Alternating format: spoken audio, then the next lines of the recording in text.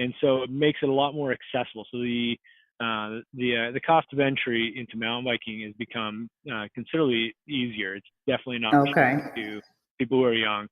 I was riding Guatemala just a couple weeks ago with a group of gentlemen that were in their 60s, and they were very capable. And Right. I mean, cyclists seem to have very long lives. And very capable is an understatement, by the way. They were amazing and really hard Right. to ride with. So, They're just so, super so fast. so for people that may be interested in what a cycling tour would be like, give us what a typical day would be like on one of the tours. Okay, that's a great question. I'm gonna give you two versions. On our day tours, whether it's through the hiking or through the day mountain biking, the concept is very similar. We like to do pickups like where people are staying. We do drop offs where people are staying. We like to use vehicles that are fuel efficient and clean, both environmentally and then also to sit in. We want to establish a sense of safety and thoughtfulness from first touch. Guides are dressed neat and appropriate for the activity. And then we go and we find whether it's hiking or biking, a great day of riding or biking or hiking that is appropriate to whoever's on the trip. We like to eat a ton of food, so there's always snacks in the pack. We have a snack bin under the front seat of every van we own. There's always snacks everywhere, and then when it's time for lunch, we like to eat really well, like great sandwiches, great salads. It's not uncommon to have some pretty phenomenal lunches. It's something we like to really pride ourselves on. At the end of the day, wrap it up with a return and a thank you, and there's almost always high fives and hugs. So Right. that's a day tour. So now a day in the life of one of our multi-day tours. Um, so many variations of this. I kind of feel like I want to pick a particular one. Uh, there's there's one that is on one of our road biking tours that I like to talk about. This is the Hells Canyon tour. It's in Northeast Oregon. It's a really tiny corner of the world that very few people know about. It's centric to the Wallowa Mountain Range, which Mm-hmm. it contains the Eagle Cap Wilderness. It's 27 peaks over 9,000 feet, and almost nobody goes. Oh. So it's so beautiful. On the east is the border of Oregon and Idaho, and is divided by the Snake River, which cuts Hells Canyon.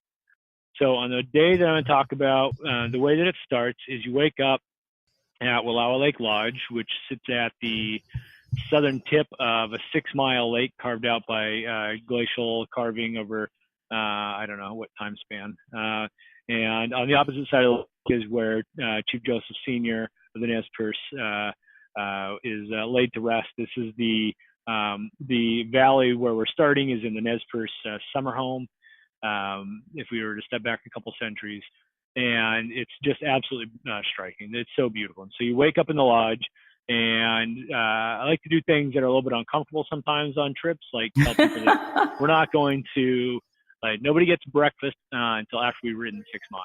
And so the Oh, reason we do that is wow. for the flow, but it's also because there's a really good breakfast place if we go 6 miles. And then sometimes people are a little grumbly about that, but we get everybody on their bikes bright and early, ride 6 miles of pancake flat right along the lake.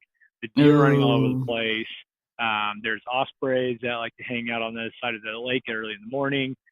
Sometimes fog is rolling up the other side of the hill. We get into this tiny town of Joseph and park our bikes right in front of the building. And so I should also mention we've checked out of lodging now. Guides will go through rooms and collect luggage and turning keys. So like, a guest doesn't worry about any of that stuff. We roll into breakfast, eat whatever we want, eat a lot because it's gonna be a big day of riding.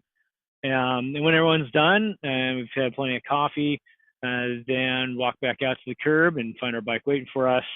In the background, guys are making sure the water bottles are topped off, and everyone's got sunblock on. And then we cruise and we ride across some country, some farm country. A nice warm up, a short descent, And then we make a right turn onto this road called the Hell's Canyon Scenic Byway.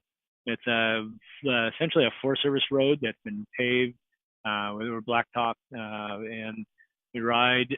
There's a substantial climb to begin with that is a low grade, and most people are pretty happy to ride that one. It's still pretty early and cool. And then we roll along the top of this some upper mountain roads, little rollers, ups and downs, and then a big descent. We descend for about 8 miles, which is pretty fun to descend that long. And then you do the second major climb is a real challenging climb, and some people are going to hop in the van at that point and get a boost up to the top, and some people are going to go after it, and some people are going to think they're going to go after it, and then they, like, when the van's going by, they throw up their hand. Okay. Because that's the thing. We want everyone to be challenged and be outside their comfort zone, but it's nice to have a support van to get a little lift. And so, regardless of how people get up, we get up to this overlook, and now we're looking into the Hell's Canyon, which is it's claimed as the deepest canyon in North America. Wow. But the way that they measure it is a little obscure, because they take the highest peak from one point, and they take the lowest point of the river valley from another point. And I don't know. It doesn't look quite as grandiose as when you look into the Grand Canyon or into Copper Canyon. The pronouncement of those canyons is a lot more breathtaking. But just to give you a scale, that it is technically a deeper gorge, and it's very wide, and pretty great place to have some lunch. Guides have tents set up and some chairs spread out, and depending on who the guide is, you're going to have some for lunch. I've seen everything from poached salmon to sausages to caprese sandwiches. I mean, it's the guys go all out for lunch. And when lunch is done, then there is roughly 25 miles, I believe, of descending all the way down to the bottom of the Snake River Gorge. And so you go from quite high, it's around 6,000 feet, all the way down to a few hundred feet above sea level.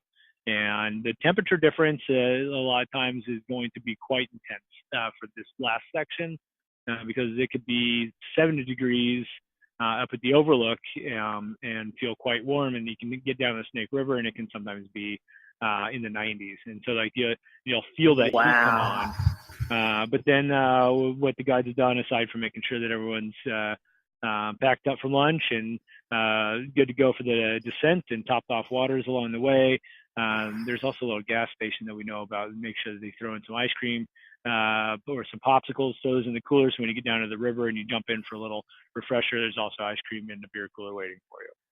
And then we do a little shuttle into lodging. We like to find really artistic places or really creative lodgings.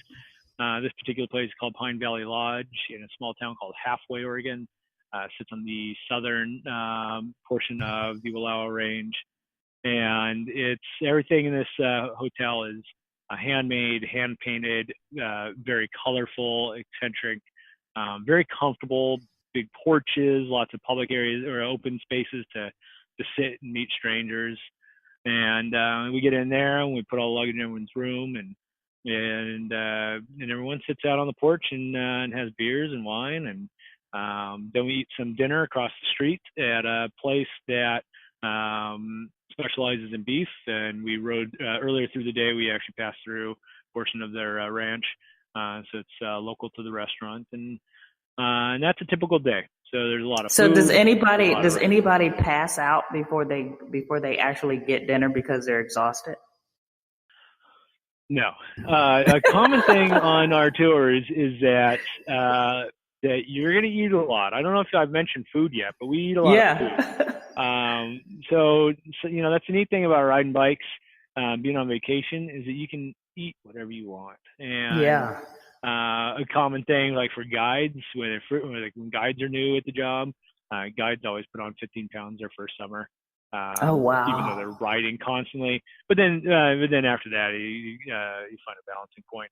But for a week, you're going to eat, because we like to find the best restaurants. We like to have great lunches.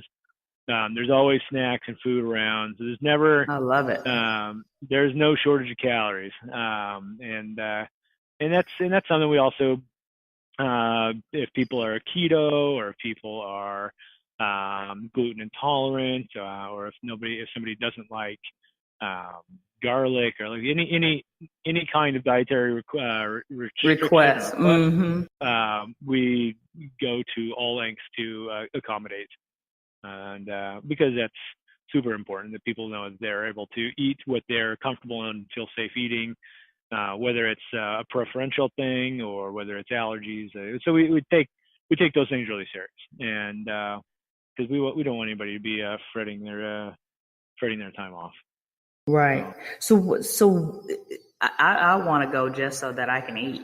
That if I could find I hear you. if I could find a way to burn off enough calories just so that I could eat, that sounds like a win-win for me. So Sounds like you want to come on a ride. yeah, exactly.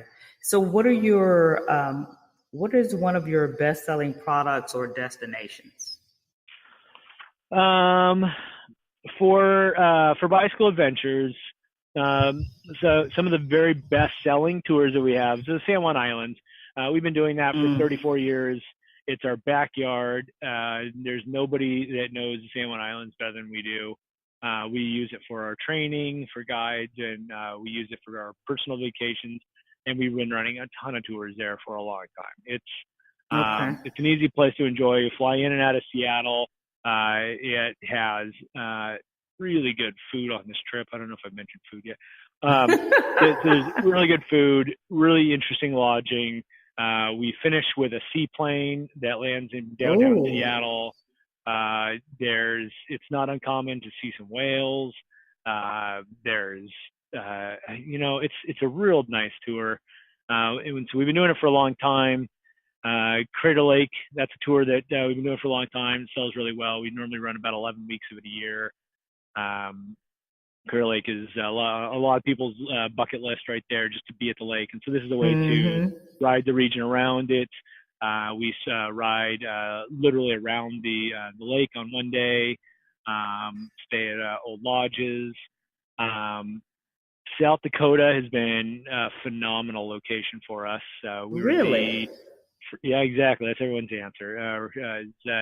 Is there something to do in South Dakota? And that's it's interesting because once you go there and you see like what is to offer, like you're like how is this place been left alone?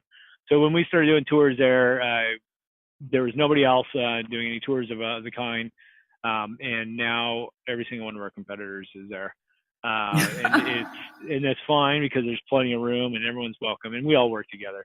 And if Right. like anytime one of our competitors is on the side of the road, we always stop. There's maybe some level of heckling, but we're all doing the same thing, and so we make sure Right. to stay as cordial, and we share like if they need a hand putting a tent up or something like that, our guys are pretty quick to jump and help out, and vice versa. I don't know. It's a pretty cool industry to work in. But South Dakota is amazing, and we've been selling a ton of tours there since we started operating there 6 years ago. We have one that goes to the Black Hills and Rushmore, and we have one that utilizes the Mickelson Trail, which is a flattish bike trail. There's no cars allowed. So yeah, South Dakota's been a good Wow. one. Hmm. And then we have I'm thinking some of I our was going to internet. hear something. I was thinking I was going to hear something like Greece or Spain So or something. for our international ones, we have okay. So there's a Camino de Santiago, which is a tour. One of our guides. I'll give a quick introduction to our guides, in that like our guides are really like our best asset. We have guides that are really passionate about the work and specialized in a region, or have some special connection with it. And so our Hmm. Camino tour. So this is crosses Spain on the historic pilgrimage. We ride mountain bikes, and the gentleman that leads this tour has done this. I think he's around 19 times now. There's not very many people in the world that have crossed the Camino as many times as he has. And and he was doing this personally for a long time as his own personal